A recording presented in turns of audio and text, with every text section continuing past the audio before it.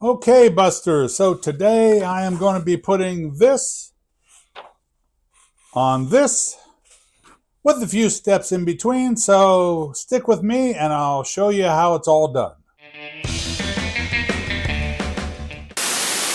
Hi YouTube and welcome back to all my Buster buddies. Hey, this is your big kahuna here, Brad, and this is Brad's Boredom Busters, your tie-dye art channel. Alright, yes, today I am going to be doing a vinyl application on a spiral shirt. You saw the thumbnail, I'm sure. So yeah, we're going to be doing a spiral and ice dyeing it in different shades of blue.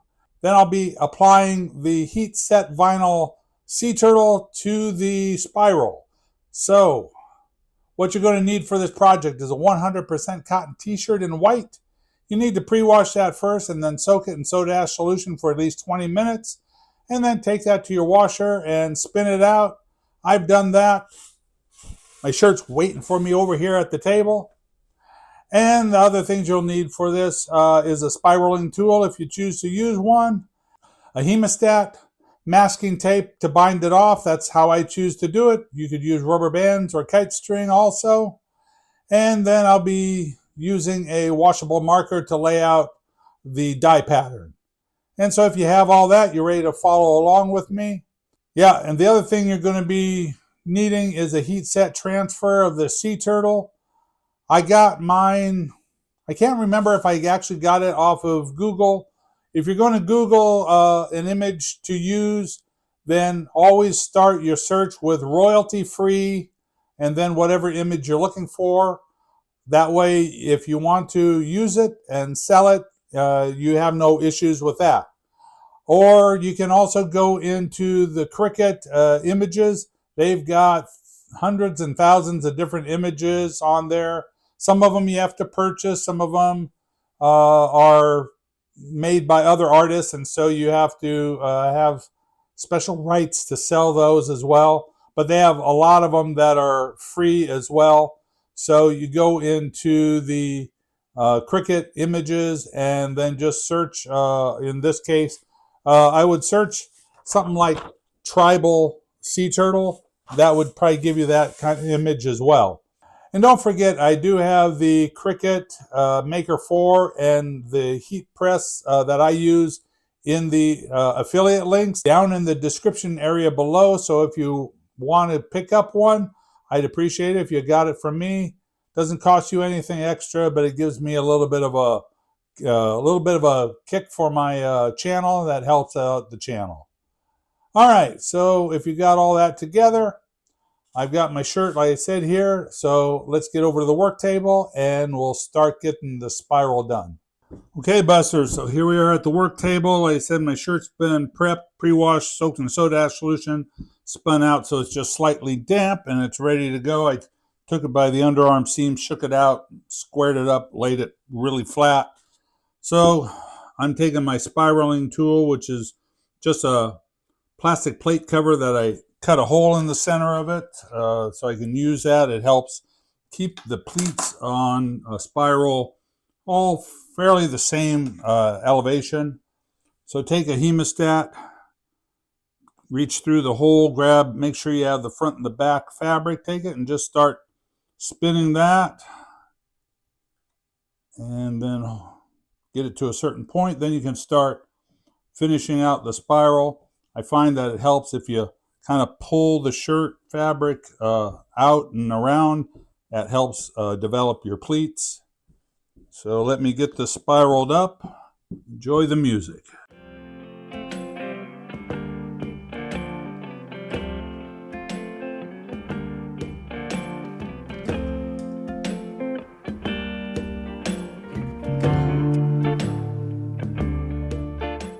All right, so then when you get your shirt all spiraled up, the best way to release the hemostat so you don't damage the fabric is slightly unwind it and then kind of get your thumb in there and finger and spread that out.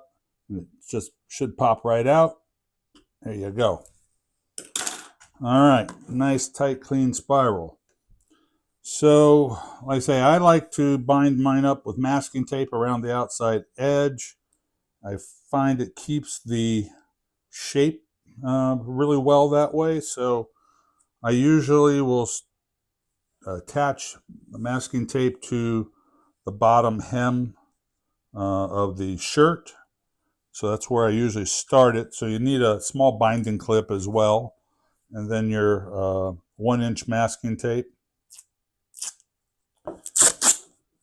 Now the adhesive on the tape won't stick to the damp fabric, so that's what you need the binding clip for, to just clip it to it temporarily. And then the other nice thing is you can take now and pull on the bottom hem of the shirt, and that helps kind of tighten up your spiral. Then overlap your tape pretty good, then it'll stick to itself and you can release the binding clip. And your spiral is done. And it's good and solid, easy to work with. Cat hair all over. All right, so that part is done. Let me quickly lay out our die pattern. I'm going to be using 4 different colors, and so I'm just going to divide this up into quarters. Try and make them as even as possible. All right, kind of general idea. Okay, so let me get my curing tub with its rack, and we'll set up to do the ice dye, and I'll grab an ice dam to go around this. Be right back.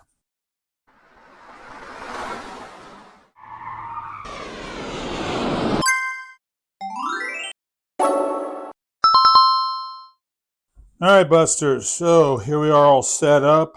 Got my rack, my curing tub, and then an ice dam here. So let's go over the colors we're going to be using on this. Like I say, I'm going to be using 4 different colors, all of them kind of in the blue to blue-green range. And they're all Dharma colors. Going to be using teal blue, turquoise, midnight blue, and seafoam. And I'll be applying them kind of in that order because I want to go kind of, it'll be kind of dark, light. And so I'll put the lids in here when I'm applying the dye, so you'll see what color is going down. All right, so let's do that first, get the dye on, and then after all the dye goes down, I'll be applying dry soda ash. All right, thanks for watching.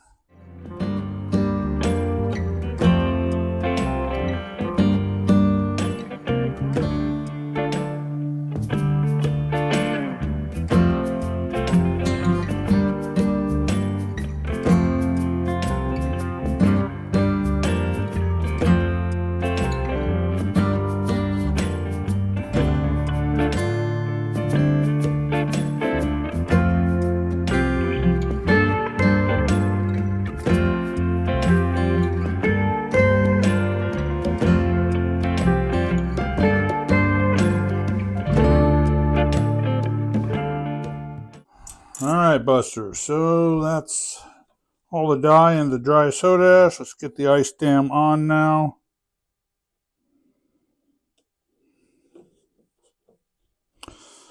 So the material that you see me use in my videos for ice dams is this garden edging, and it's just a nice flexible plastic, and it's easy to wash the dye off when you're done. And you get this at the Dollar Tree, but only like in the springtime of the year. So I don't know if they have it in there now, but if they don't now, it'll be soon. So it works really well for especially these circular ice dams, but you can kind of mold it and bend it for others. I mean, you've seen me in the past use this and cardboard ice dams, depending on the elaborate shape of the shirt that I'm doing. But yeah, really cheap, very reusable. I have many different sizes for spirals and all that I just keep washing out and then letting them dry and reusing them. So it's a great material to use. So if you're looking for something for an easy, consistent ice dam for projects, yeah, go to the Dollar Tree and pick up that garden edging when they have it in stock. All right, let me go grab some ice. We'll get the ice on here, and then we'll talk about what's coming up next. All right, let's see if this is going to be enough ice. I may have to put some more on.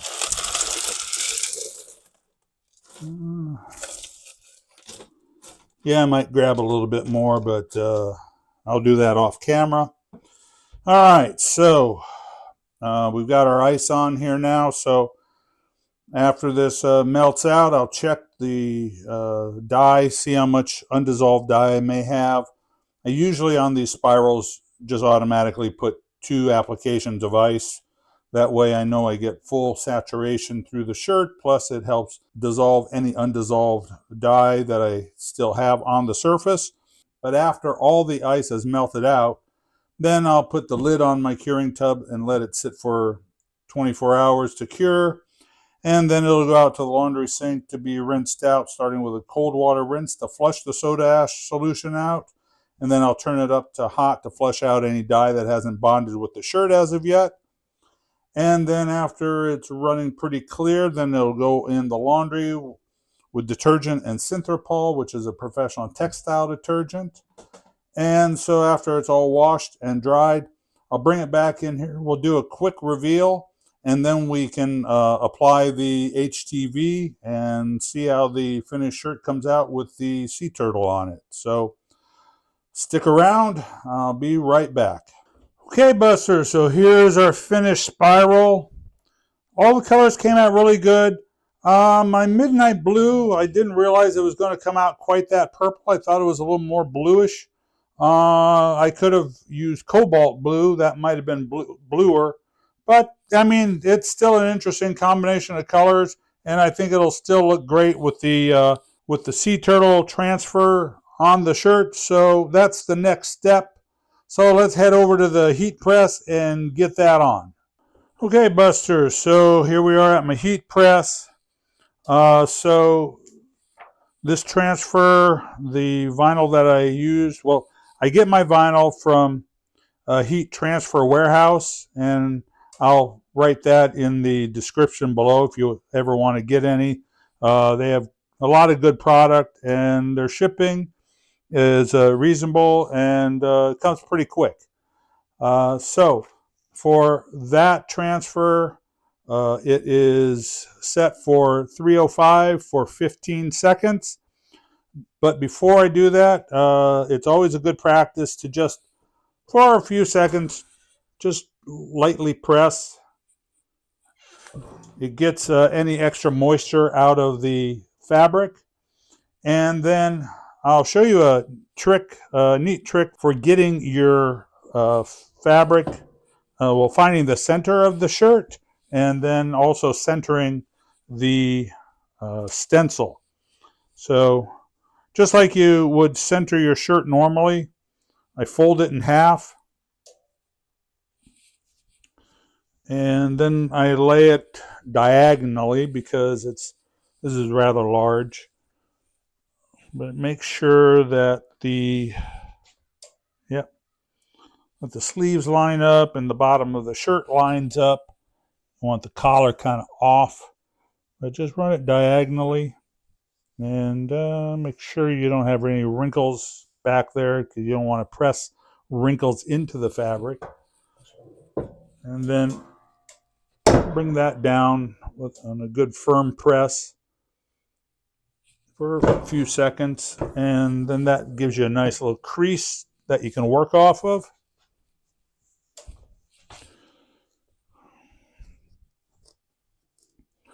And then kind of eyeball it as far as straightening it out.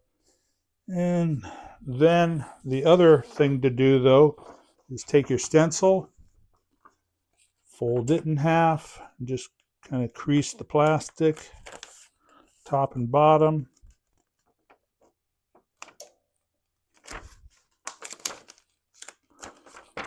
And then that helps you so you can line things up. Then the other thing to do, well, depending on the actual project, I want this fairly centered. So, and there. That looks pretty good right there. This is where our stencil is going to live from now on. So now we can slide the tray back in and give this a good press for the 15 seconds. And then my heat press has a timer. It'll give me an alarm. And then once it's done, we'll pull it up. All right. All right, so it says you can do a hot or a cold peel, so we can peel that up right now. Came out great. All right, so that is our vinyl applique on. So we will take that back over to the work table and show you what it looks like all finished. Thanks for watching. Okay, Buster, so here is the finished shirt with our vinyl transfer applied. Think that looks really good. Stands out nice, the white against the darker colors, so that's what I was looking for. Yep, I think this is very cool looking. I hope you like it too. If you do, if you think this is really nice, why don't you give me a thumbs up on this one? Give me a like. Yeah, that will help me out. And if you think this is interesting and very cool, share it around to your friends. Show them what we're doing here on my channel. That also helps me out. And don't forget about the affiliate links down in the description below. If you want to pick up a Cricut maker or the heat press, I have those down there. And you did make it this far into the video, so you must have liked what you saw. So, hey, why don't you go ahead and subscribe now, and don't forget to ring that notification bell so you don't miss any upcoming videos. I really appreciate all you watchers and my subscribers. Love you all. Peace out, baby, and go have fun tie-dyeing. Well, hi, YouTube, and welcome back to all my Buster buddies. Hey, it's your big kahuna here, Brad, and this is Brad's Boredom Busters, your tie-dye art channel. Ran out of breath.